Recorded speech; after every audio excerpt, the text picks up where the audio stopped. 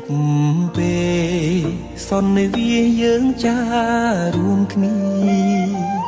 បងនឹងពុំងាបានស្គាល់គ្នាជានិស័យរងចាំសែនយូរគូព្រេងនៅក្នុងក្តីស្រមៃបេះដូងគួចស្នេហ៍ចរណៃគឺជានិស័យបពេបានចាភក្ត្រាស្រទុំមានមុនសំដំ